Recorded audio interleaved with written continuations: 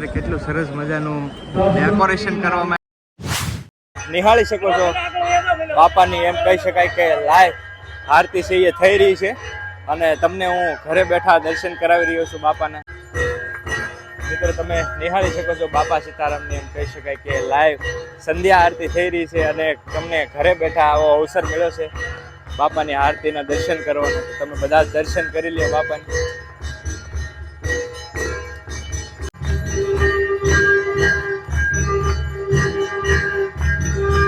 અને ખાસ કમેન્ટની અંદર જય બાપા સીતારામ લખી નાખજો કેમ કે બાપાની આરતી થઈ રહી છે અત્યારે તમે જોઈ શકો છો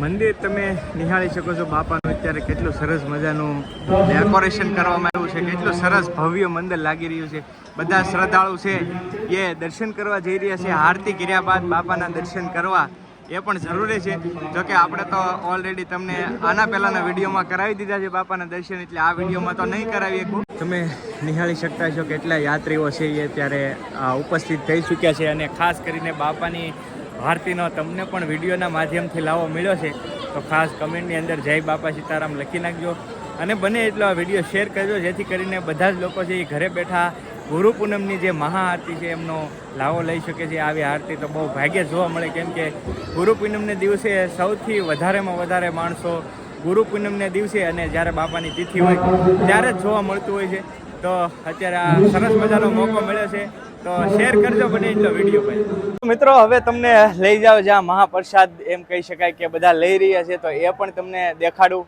અને રસોડું પણ દેખાડીશ પણ એ હવે આના પછીના વિડીયોમાં જે મહા રસોડું છે બગદાણાનું એ પણ તમને જોવા મળશે. તો ખાસ જોડાયેલા રહેજો ચેનલ સાથે. સબસ્ક્રાઇબ ન કરી તો કરી રાખજો અને બેલ આઇકોન દબાવી રાખજો, જેથી કરીને જ્યારે પણ રસોડાનો વિડીયો આવે એટલે તરત તમને જોવા મળી જશે. તો હવે હું તમને ત્યાં લઈ જાઉં કે જ્યાં લોકો બધા મહાપ્રસાદ લેતા હોય, પ્રસાદી લઈ રહ્યા છે ત્યાં, અને હું પણ પ્રસાદી થોડીક લઈ લઉં અને તમને બતાવી દઉં. સાચી શકો છો કે એટલી મોટી સંખ્યામાં આરતી કર્યા બાદ હવે શ્રદ્ધાળુ છે એ પ્રસાદી લેવા માટે આવી રહ્યા છે. આખી ભોજનશાળા તમે ઠેઠ સુધી નિહાળી શકતા છો. આખી ભોજનશાળા છે એ પ્રસાદી લેવા માટે બાપાની આવી ચૂક્યા છે.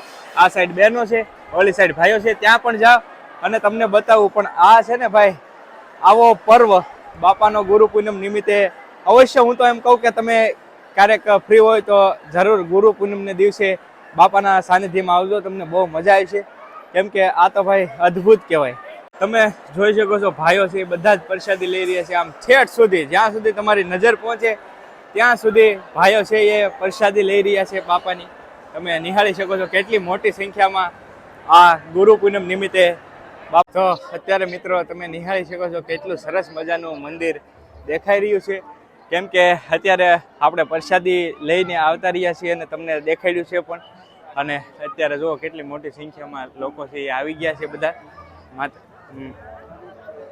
બાપાના દર્શન માટે. અને સરસ મજાનો આખો શણગાર પણ કરેલો છે. તમે નિહાળી શકો છો કે મંદિરને, બાપાની જે મંદિર છે એને કેટલી સજાવટ કરેલી છે.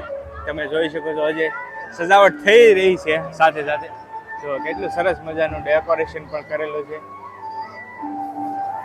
રાત્રિ દરમિયાન બાપાનું મંદિર એકદમ અદ્ભુત લાગી રહ્યું છે. તમે દર્શન કરો બાપાના.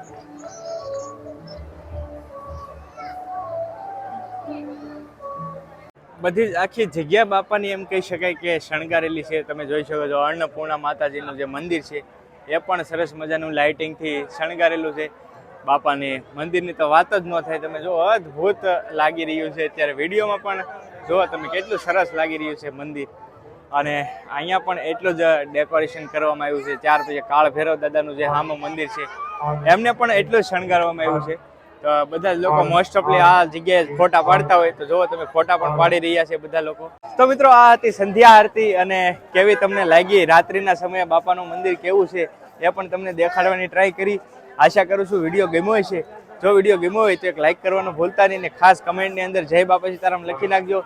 અને આના પછીના વિડીયોમાં હું તમને ભવ્ય રસોડું છે એ બતાવવા જઈ રહ્યો છું. તો ખાસ સબસ્ક્રાઇબ કરવાનું બાકી હોય તો કરી રાખજો, જેથી કરીને એ વિડીયો તમને જોવા મળે. ચાલો મળીએ બીજા બ્લોગ સાથે. ત્યાં સુધી બધા જય બાપા સીતારામ.